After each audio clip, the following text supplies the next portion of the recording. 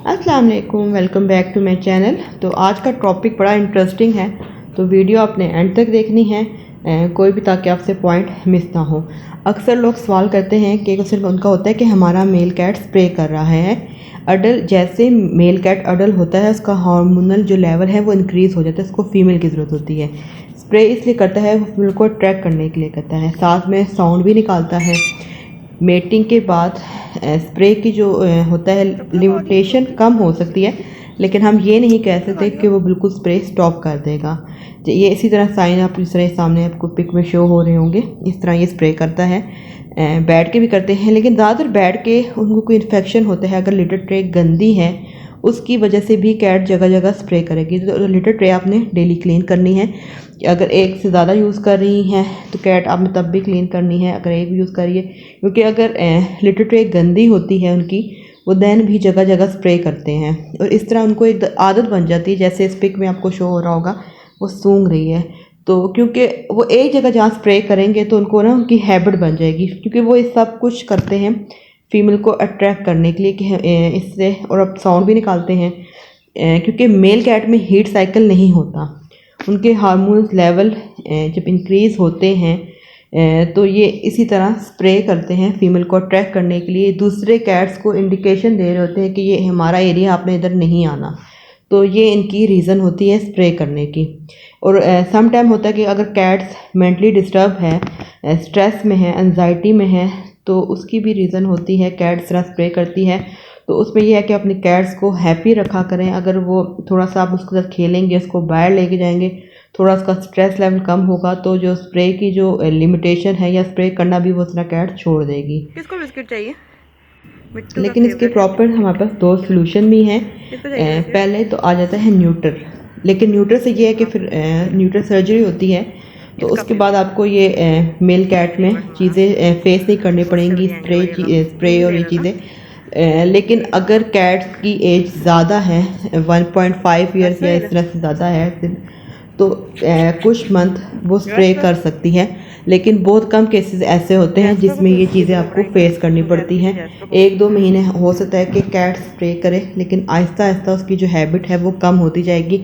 जहाँ वो 90% स्प्रे कर रहा था, वहाँ पे 20% करेगा, और एक टाइम आएगा उसका हार्मोन लेवल बिल्कुल डाउन हो जाएगा, तो वो जो स्प्रे करना है वो बिल्कुल ख़त्म कर देगा। और न्यूट्रल के फ़ायदे भी ये हैं कि आपकी कैट हेल्दी होगी, एक्टिव होगी, तो ये चीज़ें न्यूट्रल का एक फ़ायदा है।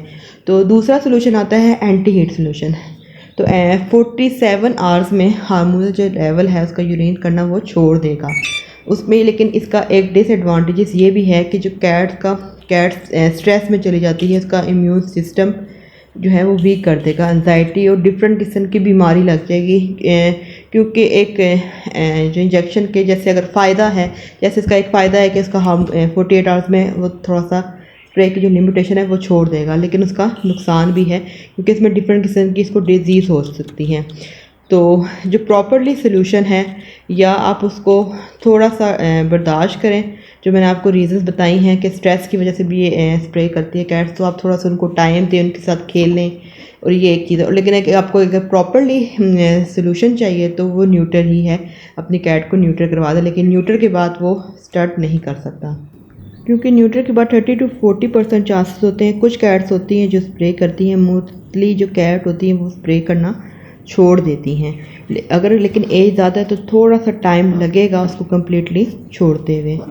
तो अगर आप अपनी कैट्स का बिल्कुल चाहते हैं कि कम्प्लीटली वो स्प्रे करना छोड़ दें, तो आप न्यूट्रल करवा दें, तो इसका जो बेटर यही हल है।